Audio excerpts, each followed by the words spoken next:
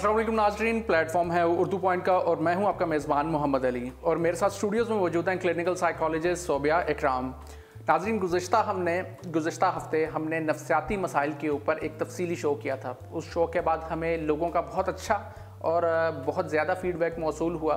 काफ़ी encouraging feedback था। लोगों ने कई सवालात किए, अपने कई नफ्सियाती मसाइल का ज़िक्र किया और काफ़ी इंटरेस्टिंग किस्म के सवालात किए।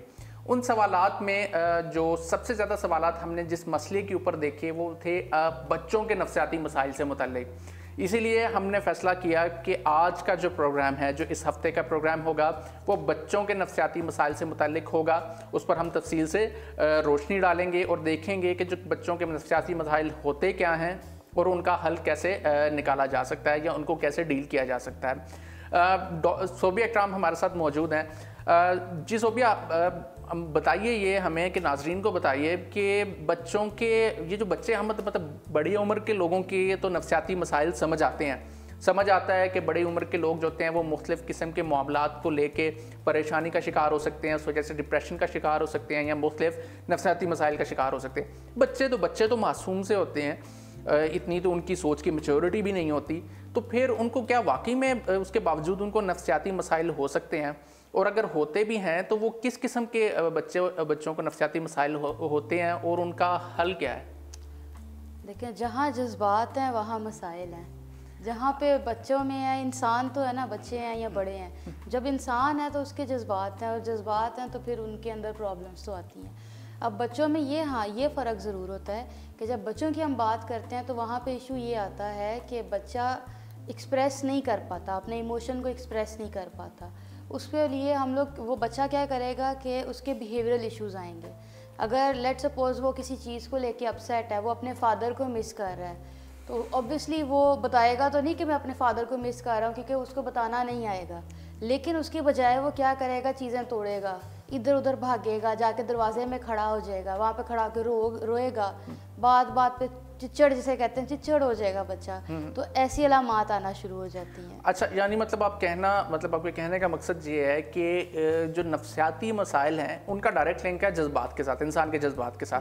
चाहे वो जज्बात यकीनी तौर पर बच्चों में भी होते हैं और बड़ी उम्र के लोगों में भी होते हैं। तो बच्चों में जज्बात होते हैं, यकीनी तौर पर होते हैं, शायद बड़ी उम्र के लोगों से ज़्यादा होते हैं, इसलिए उनमें भी नफ्सियाती मसाइल का मसला बच्चों को भी दरपेश होता है। तो बच्चों को जो नफ्सियाती मसाइल होते हैं, क्या वो भी इस हद तक सीरियस होते हैं जितने के बड़ी उम्र के लोगों को होते हैं, या मतलब कि वो इतने बच्चों को जो दरपेश नफ्सियाती मसाइल होते हैं वो इतने ज़्यादा सीरियस नहीं होते कंपैरेटिवली बड़ी उम्र के लोगों के?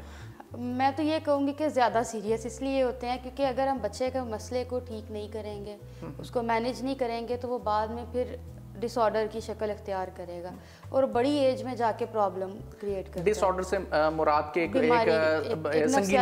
संगीन बीमारी है। जिस तरह ड्रग्स एडिक्शन के जो केसेस आते हैं, वो अगर उसकी हिस्ट्री देखी जाए तो बचपन से ही प्रॉब्लम शुरू होती है। कि वो बचपन में बच्चा जो है ना, आप देखेंगे कि एक बच्चा है, वो पैदाइशी जो है कुछ 3 या 4 साल का बच्चा है, वो टिक के नहीं बैठता। आपने अक्सर सुना होगा जी, बच्चे टिक के नहीं बैठते। डॉक्टर के पास जाते हैं, डॉक्टर कहता है मेरा भी नहीं बैठता टिक के।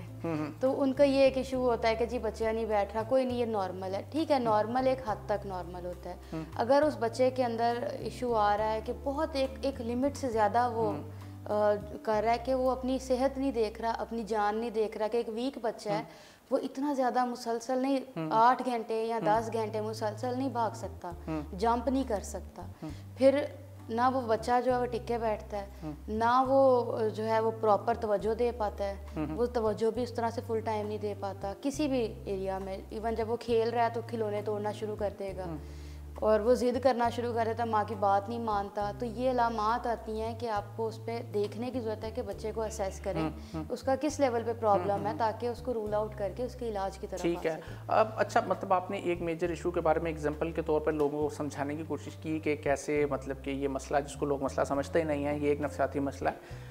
मेजर कुछ जो बच्चों के नफ्सियाती मसाइल होते हैं वो कुछ बताएं कि आजकल मतलब आपके पास केसेस आते होंगे, तो वो कौन कौन से मेजर नफ्सियाती मसाइल हैं जो कि आजकल बच्चों को दरपेश हैं और आम लोगों को उनके बारे में मालूम नहीं है? अच्छा, ये बड़ा अहम क्वेश्चन है। अक्सर मैं, क्योंकि एक स्कूल में हम स्पेशल सेटअप है हमारे पास, बच्चों की असेसमेंट भी कर रहे होते हैं।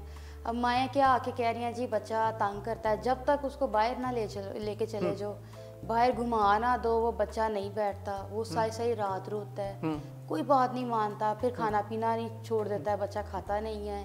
वो जी अच्छा क्या करते हैं जी, बच्चे को खिलाना पड़ता है, उसको उसकी मर्ज़ी की चीज़ देनी पड़ती है, वो फिर ही उस सूरत में जाके आप खाना खाता है या तंग करता है। फिर बच्चा ज़िद्दी बहुत है। एक आपने बात अपने आसपास भी सुनी है कि ये बच्चा तो इतना ज़िद्दी है कि ये जो चाहता है ना, ये अपनी बात मनवा के रहता है, कुछ भी हो जाए, ठीक है।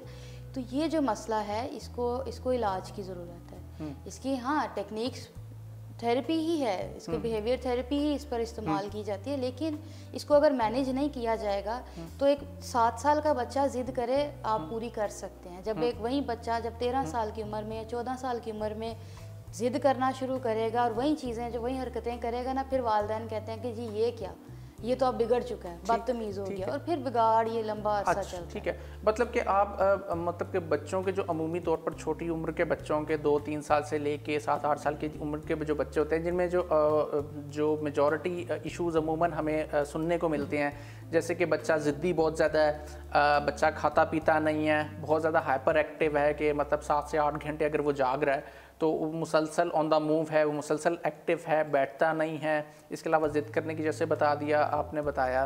तो ये सब के सब आप नफ्सियाती मसाइल हैं। तो मतलब अगर किसी भी कोई वालिदैन जो सुन रहे हैं कि अगर उनके बच्चों को इस किस्म के मसाइल हैं, तो वो इस चीज़ को मतलब आप कहना ये चाह रही हैं कि वो बिल्कुल इसको हल्का ना लें या रिलैक्स ना लें, फॉर ग्रांटेड ना लें। मतलब ये उनके बच्चे को एक सीरियस नफ्सियाती मसला है और इसको जल्द से जल्द डॉक्टर को इससे किसी साइकोलॉजिस्ट से कंसल्ट किया जाए, किसी साइकोलॉजिस्ट से, बिकॉज डॉक्टर्स के पास इस चीज़ का बाज़-औक़ात इल्म नहीं भी होता। तो आप किसी साइकोलॉजिस्ट के पास जाएं, उससे कंसल्ट करें, भाई मेरा बच्चा ये चीज़ कर रहा है। बाज़-औक़ात 7 साल का बच्चा आप देखेंगे वो जी जानवर को मार देता है, छोटे पेट्स होते हैं उनको मार देता है, तो ये चीज़ें आग लगा देता है या खिड़की से जंप करता है या अपने आसपास के छोटे बच्चे हैं उनको मार रहा है, उनको मारता है। और कई मरतबा कुछ बच्चे जो होते हैं वो अपने खिलौनों को, चीज़ों को तोड़-फोड़ बहुत ज़्यादा करते हैं, बहुत ज़्यादा। तो ये भी मतलब एक नफ्सियाती मसला है। तो ये चीज़ें देखने की ज़रूरत है। उस बच्चे की एक असेसमेंट करवाने में कोई हर्ज नहीं है, एक असेसमेंट करा लें जी क्या मेरे बच्चे को कोई ऐसा मसला तो नहीं है। अच्छा, मतलब एक जो वालिदैन जो है वो सबसे ज़्यादा जिस चीज़ के ऊपर आजकल बहुत ज़्यादा मतलब वालिदैन शिकायत करते हैं कि उनके बच्चों में ज़िद्दीपन बहुत ज़्यादा है। अतः वो मतलब किसी भी बात या किसी भी मामले पर अगर वो ज़िद करना शुरू करते हैं तो चाहे कुछ भी कर लिया जाए वो बच्चे उस ज़िद से नहीं हटते, और जब तक कि उनकी बात पूरी ना कर दी जाए वो मतलब उनको चैन नहीं आता बच्चों को, और कई मतलब बात पूरे करने के बावजूद उनकी जो ज़िद होती है वो बरकरार रहती है। ये भी मतलब एक नफ्सियाती मसला है, और ये किस हद तक सीरियस मसला है?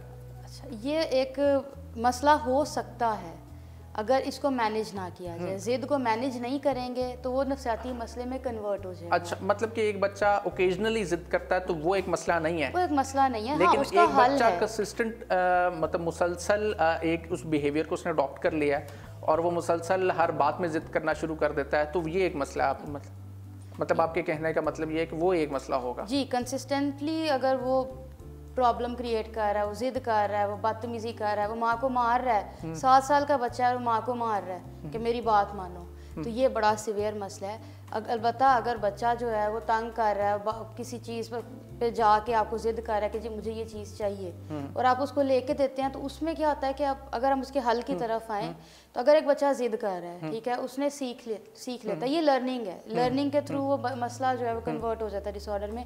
आप एक मार्केट में गए हैं, बच्चे को पता है कि यहाँ पे मेरी माँ मजबूर है, मेरा बाप मजबूर है, उनको पता है कि मैंने यहाँ रोना है, इन्होंने शर्मिंदगी से बचने के लिए मुझे चीज़ लेके देनी है। हमें लगता है वो बच्चे हैं, लेकिन वो समझने सोचने की सलाहियत रखते हैं। नॉर्मल बच्चा जो है वो बड़ों से ज़्यादा चालाक होता है, उसको पता है मैंने अपने बड़े को कैसे मैनिपुलेट करना है, उसको पता है मेरे वालिदैन किस जगह पे मजबूर है। आप देखें बाज़ का जब गेस्ट आए होंगे, बच्चा पसंद की चीज़ तभी मांगता है जब कोई मेहमान आ जाता है घर में, तो वो क्या होता है कि उसको पता है कि मेरे माँ बाप मजबूर हैं, ठीक है। तो ऐसी सूरत में आप याद रखें कि कोशिश करें वालिदैन, अगर इन मसाइल को आपने बढ़ाना नहीं है, 12 साल की एज जब आती है बड़ी क्रिटिकल एज है और वहाँ पे फिर प्रॉब्लम ज़्यादा होती है, उससे बचना है तो आप ऐसी सूरत में भी अगर माँ या बाप नो कहता है तो उसको नो को कंटिन्यू करना चाहिए, ठीक है। कि ये जी मैंने चीज़ नहीं देनी तो फिर नहीं देनी। मतलब आप इसका हल जो है वो ये नहीं है कि बच्चे की जिद को पूरा कर दिया जाए, ठीक है, हर जिद को पूरा ना किया जाए। कहीं अगर बच्चे की जिद जेन्युइन लग रही है तो वो ज़रूर पूरी कर दी जाए, उसको कंडीशन कर दें। उसको लेकिन अगर बच्चा मतलब जिस तरह से आप बता रही हैं कि इसका हल ये है कि बच्चे की जिद को पूरा करना छोड़ दिया जाए, उसके ऊपर मतलब सख्ती इन अ सेंस कि उसको इनकार करना, मतलब वालिदैन को थोड़ा सा एक स्टांस लेके एक पोजीशन लेके जो है ना बच्चे को इनकार करना होगा। लेकिन अगर उसके बावजूद बच्चा जिद अपनी नहीं छोड़ता बल्कि उसकी जिद मजीद बढ़ जाती है, फिर क्या किया जाए? चलो इसको मैं आपको थोड़ा सा एक टर्मिनोलॉजी है वो मैं एक्सप्लेन कर देती हूँ। एक टर्म इस्तेमाल होती है हमारी साइकोथेरेपी में, बिहेवियर थेरेपी में, एक्सटिंक्शन। एक्सटिंक्शन ये कहते हैं कि ये बच्चा जब कोई इस किस्म का हरकत कर रहा है और उसका उस बिहेवियर को, उस आदत को ख़त्म करना है ना आपने, तो आप उसको तवज्जो देनी छोड़ दें, उसके मामले में स्ट्रिक्ट हो जाएं। तो जब आप स्ट्रिक्ट होंगे ना, पहले आप कभी नहीं थे, ठीक है, तो ये एक कर्व होता है, इसको कहते हैं। ये क्या होता है, बिहेवियर जो है ना, एक दफ़ा जब आप उसको रोकने की कोशिश करते हैं ना तो वो पीक पे जाता है, वो उससे ज़्यादा जिद करे क्योंकि उसको पता है कि हर सूरत मुझे चीज़ मिलनी है। अगर उस टाइम पे आप सक्सेसफुली कामयाबी से उस बिहेवियर को मेंटेन कर लेना कि भाई नो का मतलब है नो, तुम टकरें भी मारोगे मुझे कोई फ़र्क नहीं पड़ेगा, मेरे लिए तुम एग्जिस्ट नहीं करेंगे। याद रखें बच्चा अपने आप को कोई नुकसान नहीं देगा, थोड़ी सी टक्कर मारेगा खुद ही उसको दर्द हो जाएगी। मैं बड़ा जालिम तरीका बता रही हूँ लेकिन तरीका इलाज यही है। उसके बाद क्या होगा, वो बिहेवियर अपने आप ख़त्म होना शुरू हो जाएगा और आपका बच्चा जो है वो नॉर्मली परफॉर्म करना शुरू हो जाएगा। अच्छा, एक तो मतलब आपने ये सिचुएशन तो बताई कि जहाँ पे वालिदैन बहुत ज़्यादा लाड प्यार के साथ पेश आते हैं अपने बच्चों के साथ, जहाँ पे जो ज़िद्दी बच्चे होते हैं। अगर कुछ वालिदैन ऐसे हैं जो कोई पहले से ही अपने बच्चों के साथ मतलब सख्ती का रवैया रखते हैं, वहाँ पर अगर बच्चे के साथ बच्चा जो ज़िद कर रहा है, ज़िद वाला मामला और मसला सामने आता है, उसको वो वालिदैन उस मसले को कैसे मतलब डील करें? बड़ा अच्छा क्वेश्चन आपने किया है। हमें ये लगता है कि हम बच्चे को मारेंगे, उसको गालियाँ देंगे तो वो ठीक हो जाएगा, यानी कि भाई मैं तो बड़ी सख्त माँ हूँ, बच्चा आया मैंने उसको डांट के हटा दिया, ठीक है, ये एक मेजर एक इशू होता है। अब यहाँ पे प्रॉब्लम ये है कि अगर आपने उसको डांटा है या आपने उसको मारा है, लाशऊरी तौर पे बच्चे की नीड थी माँ की तवज्जो हासिल करना। आपने उसको मार लिया, उसको डांट लिया या उसको प्यार कर लिया, उसका असर एक ही बराबर है। आपका मार भी, उसको तवज्जो तो मिल गई, उसकी नीड पूरी हो गई, तो उसको कोई फ़र्क नहीं पड़ेगा। तो हमें सख्ती नहीं करनी बच्चे पे, हमें बच्चे को मारना नहीं है, क्योंकि सख्ती भी जो है वो बाद में लीड करती है बच्चों के और इश्यूज़ को, कि बच्चे जो है फिर वो उनकी फर्दर अटैचमेंट्स नहीं हो पाती। तो उस सूरत में आपको ये करना है कि आपको नो कह के इग्नोर करना है उसके बाद, कि भाई नहीं, तुमने इस टाइम पे ये चीज़ मांगी है, तुम्हें ये चीज़ मैं दे देने वाली हूँ, ठीक है, और मेरे ना का मतलब है नहीं। हाँ, अगर तुम अपना कमरा साफ कर लो, अगर तुम ये बर्तन जो है ये धो दो, तो मैं फिर तुम्हें दे दूंगी। ठीक है। मतलब आप मतलब उनको उनके सामने कुछ ऐसी सिचुएशन रखती जाए जहाँ पे मतलब उनके पास और कोई ऑप्शन ना रहे। लेकिन इसमें अभी मतलब हमने डिस्कस किया और आपने जिक्र किया कि जो मारपीट वाला मामला है, मारपीट का मामला ख़ास करके हमारे मुआशरे में तो बहुत ज़्यादा बच्चों के साथ मारपीट का जो मामला होता है, वालिदैन समझते हैं कि बच्चों को शायद मारपीट के ज़रिए जो है ना उनकी ज़िद या उनको कंट्रोल कर लेंगे। ये मतलब कि वालिदैन अमूमन, ये तो मतलब एक अंडरस्टूड बात है और हम सब समझते हैं कि मारपीट कोई सलूशन नहीं होता और ये एक अच्छी बात नहीं है। इसके ऊपर बहुत ज़्यादा बहस होती है। इसमें हमें बताया कि आया कि किसी हद तक मारपीट जायज़ है, मतलब अमूमन तो यही कहा जाता है। और एक मतलब जो तहजीब याफ्ता, तालीम याफ्ता जो मुआशरे होते हैं उनमें मारपीट का कोई कॉन्सेप्ट नहीं होता। तो इसमें वालिदैन जो देख रहे हैं उनको आप बताइए कि ये कैसे, मतलब ये किस हद तक इसका नेगेटिव इम्पैक्ट होता है जो बच्चों के साथ मारपीट की जाती है। देखिए, अगर आप मारपीट करेंगे तो उसको तवज्जो मिल रही है, इन द एंड वो चिच्चड़ ही रहेगा, वो ज़िद्दी ही रहेगा। वो उसे कहते हैं, बच्चों कहते हैं ये इलास्टिक है, इसको जितना मर्जी मार लो कोई फ़र्क नहीं पड़ता। क्यों नहीं पड़ता? क्योंकि बच्चे को नीड तो उसकी फुलफिल हो रही है। और मारपीट का फिर असर क्या होता है, जब वो बच्चा 12 साल की उम्र में पहुंचता है ना, तो उसने मार खाते हुए अपने आप को देखा है, उसको पता है कि भाई क्या हो जाएगा, ज़्यादा ज़्यादा मार पड़ जाएगी, तो वो फिर डेवियंस की तरफ जाता है, हर उस चीज़ की तरफ जाता है। आप देखें कि एक इस एज में बच्चे कितनी क्रिटिकल एज होती है, वो हर उस हरकत को करता है जिसको मना किया जाता है, ठीक है, वो सिग्नल भी तोड़ेगा। ये हमारा माशरा जो ख़राब हो रहा है, ये भी ज़ाहिर है एक आप वो कहते हैं ना, बीज ही ख़राब डाला, मतलब इसकी बुनियाद मतलब घर के माहौल में रखी जाती है। घर के माहौल में वो बच्चा सिग्नल भी तोड़ेगा, वो वन व्हीलिंग भी करेगा, वो बाहर जाके स्कूल में बच्चों को मारेगा भी, वो गालियाँ सीखेगा, उसको गालियाँ अट्रैक्ट करेंगी। बाज़ वक़्त आपने देखा होगा कुछ बच्चे हैं घर में बड़ा अच्छा माहौल है जी, बड़ी सख्ती है, लेकिन वो बाहर जाता है तो पता नहीं कहाँ से गालियाँ सीख आता है और वो गालियाँ देता है और वो आके वो जो है लोगों को मारता पीटता है, बात नहीं मानता, तो वो वहीं पे मसला ख़राब होता है। हमें ये तो दिल को, माओं को हाथ पड़ता है कि यार हाय मैं उसको ना कहूँगी, वो रोएगा, टकरे मारेगा, लेकिन जब आप उसकी टक्कर, आप थप्पड़ एक मार रहे हैं तो वो भी इक्वली चीज़ है।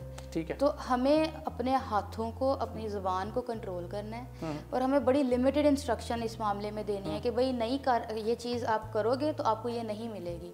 माँ का या बाप का ना का मतलब ना हो और हाँ का मतलब फिर अगर आपने कोई प्रॉमिस किया है बच्चों से तो वो भी करें। अक्सर आपने देखा अगर छोटे बच्चे को हम पैदाइशी झूठ सिखा रहे हैं, वो आता जी इधर आओ मैं तुम्हें चीज़ दूँ, आपके हाथ खाली होते हैं, बच्चा लर्न कर रहा है, झूठ लर्न कर। ठीक है, ये मतलब लाशऊरी तौर पे वालिदैन तो वैसे ही मतलब कि बच्चे की अटेंशन या उसके साथ खेलने के लिए कर रहे थे, लेकिन वो बच्चे के जहन में बैठ रही है, वो कंडीशनिंग हो रही है बच्चे। ये कंडीशनिंग है, ये टोटली, अगर हम बिहेवियर थेरेपी की बात करें तो ये उसी प्रिंसिपल पे ये जो है बच्चों की कंडीशनिंग होती है और उसी से फिर आगे मसाइल बढ़ना शुरू हो जाते हैं। अच्छा, ये था एक जो आजकल के वालिदैन ने हमसे, कुछ वालिदैन ने सवाल किया है कि जो छोटी उम्र के बच्चे हैं, छोटी उम्र से मुराद ये कि जो बिल्कुल ही बोलना भी नहीं जानते या बोलना सीख रहे होते हैं, जैसे कि 1.5-2 साल के बच्चे जो चलना सीखते हैं, 3 साल की उम्र के बच्चे, इन बच्चों के बारे में वालिदैन ने एक सवाल किया है कि बच्चे जो हैं, एक बच्चा जो होता है वो अमूमी तौर पर 7 से 8 घंटे जागता है, इतनी एज का बच्चा, और उसके बाद फिर नींद कर लेता है। तो कुछ वालिदैन का सवाल है कि उनका बच्चा अगर 7 से 8 घंटे जाग रहा है तो वो मुसलसल ऑन द मूव है, वो मुसलसल मूवमेंट कर रहा है, बैठता नहीं है, बिल्कुल भी नहीं बैठता, और मुसलसल एक चीज़ से दूसरी चीज़, दूसरी से तीसरी चीज़, किसी एक खिलौने के साथ ज़्यादा देर खेलता नहीं है, थोड़ी देर खेलेगा छोड़ के दूसरी चीज़, दूसरी से तीसरी चीज़, और मुसलसल वो मूव करता रहता है और बैठता नहीं है। 7-8 घंटे एक बहुत बड़ा लंबा मतलब ड्यूरेशन होता है। तो उस बारे में कुछ वालिदैन ने अपनी परेशानी का इजहार करते हुए इस मसले से मुताल्लिक, इस मामले से मुताल्लिक सवाल किए, क्या ये भी एक मसला है और ये नफ्सियाती मसला है या कोई मेडिकल मसला है? ये देखिए, ये ज़रूरी है रूल आउट कराना। पहले तो हम उसकी डाइट देखेंगे सबसे पहले, अगर हम इसको स्टेप्स में डिवाइड कर लेते हैं, इसी की अगर हम मैनेजमेंट के बाद पर आते हैं, तो आप पहले देखें कि जी क्या ये जो बच्चा है इसकी डाइट में मीठा कितना है, क्योंकि मीठा जो है ना वो स्टिमुलेंट है, आपको एक्टिव करता है, बहुत ज़्यादा एक्टिव करता है। आप कभी लो हो रहे हो ना, मीठा खा लो, आप एक्टिव हो जाते हो, बेहतर होते हो। तो अगर तो उसके इनटेक में जी आते जाते मुंह में टॉफ़ी है, मुंह में लॉलीपॉप है, फिर आप शिकायत करते हैं जी बच्चा तंग करता है, अगर वो चीज़ है तो उसको रूल आउट करें। अगर जी नहीं, मीठा भी नहीं खाता, फिर आप ये देखें कि वो नींद उसकी कैसी है। अगर नींद उसकी पूरी है तो ठीक है, हो सकता है वैसे ही बच्चा एक्टिव हो। अगर आपको लगता है नींद भी पूरी नहीं हो रही, वो सो ही नहीं पाता, वो कुछ देर सोता है और उसके बाद उठते ही अपने बस काम में लग जाता है, फिर आप देखें कि उसको कोई उसकी पसंद का काम दे के देखें। ठीक है, ये उसका असेसमेंट आप घर पे भी कर सकते हैं। उसका जो फेवरेट तरीन काम है ना, वो उसको दे के देखें क्या इसके ऊपर ये तवज्जो से कुछ वक्त बैठ रहा है, 5 से 10 मिनट या 15 मिनट तक तवज्जो को मेंटेन रखता है। अगर नहीं रखता तो आप उसको फ़ौरन फिर साइकोलॉजिस्ट को चेक कराएं, क्योंकि ये हो सकता है कि एक डिसऑर्डर है, attention deficit hyper activity disorder, हो सकता है ये उसकी तरफ लीड ना कर रहा हो। ये जो आपने डिसऑर्डर बताया, ये एक्चुअली है क्या? कुछ मतलब आसान अल्फाज में हमारे जो नाजरीन है या वालिदैन इसके अंदर उनको बताइए। 2 एलिमेंट्स है, एक तो है इसको ADHD बोलते हैं, अटेंशन डेफिसिट, या तो बच्चा तवज्जो नहीं रख पा रहा होता या हाइपर एक्टिव होता है। तो हाइपर एक्टिविटी लेकिन इस हद तक होती है कि वो नॉर्मल बच्चे के मुकाबले में बहुत ज़्यादा होती है, कि वो बच्चा एक तो कमज़ोर है, फिज़िकली इतना कमज़ोर बच्चा है, खुराक भी इसकी कोई नहीं, लेकिन बैठता नहीं है, वो टिक के नहीं बैठता, इधर छलांग मार, इधर छलांग मार, दरवाज़ों पे चढ़। छोटे से बच्चे हैं, 7 साल का 5 साल के बच्चे होते हैं और वो दरवाज़ों पे चढ़ रहे होते हैं, खिड़कियों पे चढ़ रहे होते हैं। और अगर आपका बच्चा जिस तरह टोडलर की आपने बात की जी, वो बोलता नहीं है, फिर भी उसको रूल आउट कराएं क्या ये मसला तो नहीं है, और उसकी असेसमेंट ज़रूर एक थॉरो असेसमेंट करवा लें, उसमें यही रिकमेंडेशन, यानी कि ये एक मतलब सीरियस मसला है। सीरियस और कुछ वालिदैन इस चीज़ को मतलब लेके खुश होते हैं, उन्हें लगता है कि शायद उनका बच्चा बहुत ज़्यादा एक्टिव है और वो आगे जाके भी मज़ीद फुर्तीला और बहुत ज़्यादा एक्टिव होगा, कुछ मतलब इस चीज़ को पॉजिटिव सेंस में लेते हैं। तो लेकिन उनको नहीं लेना चाहिए, बल्कि उनको इस मामले पे लेके थोड़ा सा मुहतात होना चाहिए और अपने बच्चे का जो है ना एक प्रॉपर जो है ना डिटेल चेकअप करवाना चाहिए। ये जो चेकअप होगा ये किसी मेडिकल स्पेशलिस्ट के पास करवाना चाहिए या इतनी उम्र के बच्चे को भी एक साइकोलॉजिस्ट को दिखाना पड़ सकता है? मैं तो आपको मशवरा यही दूँ, क्योंकि मेडिकल के पास अगर हम मेडिसिन के डॉक्टर के पास जाएंगे ना, वो खुद अपना रोना लेके शायद बैठ जाए कि मेरे बच्चे के साथ भी ऐसा ही हो रहा है। तो आप साइकोलॉजिस्ट देखें, जिसकी जो फील्ड है ना उसको उसी में रहने दें। अगर आपका बच्चे का ये मसाइल आ रहे हैं तो आप साइकोलॉजिस्ट को चेक कराएं, उससे एक असेसमेंट करा लें, उससे फर्दर सजेशन ले लें। वो आपको बेहतर गाइड कर देगी कि अच्छा आपको अब किसके पास जाना चाहिए, आया कि मेरे से ही इलाज हो जाएगा, नहीं तो वो आपको रेफ़र कर देगी। तो ये बेहतर ऑप्शन है कि आप किसी साइकोलॉजिस्ट के पास जाएं और उसकी असेसमेंट कराएं। ठीक है, शुक्रिया सोबिया इकराम। जी नाजरीन, हमसे वालिदैन की तरफ से जो कुछ हमसे सवालात पूछे गए बच्चों के नफ्सियाती मसाइल से मुतल्लिक, हमने कोशिश की कि उसके ऊपर तफसील से हम रोशनी डालें। जो भी वालिदैन या जो भी लोग हमारा ये प्रोग्राम देख रहे हैं, उनके ज़हनों में कोई भी सवालात हैं या उनके बच्चों से रिलेटेड कोई मसाइल हैं जो कि आपको लगता है कि हम इस प्रोग्राम में डिस्कस नहीं कर पाए, तो वो हमारे फेसबुक की वीडियो के कमेंट सेक्शन में जाके अपने सवालात तफसील से पूछ सकते हैं, तफसीलात बता सकते हैं। हम उनके सवालात को देखेंगे, उन पर गौर करेंगे और अगले हफ्ते के प्रोग्राम में इंशाल्लाह उन सवालात का भी तफसील से जवाब ज़रूर दिया जाएगा। तब तक के लिए उर्दू पॉइंट के स्टूडियो से बस इतना ही। अल्लाह हाफ़िज़।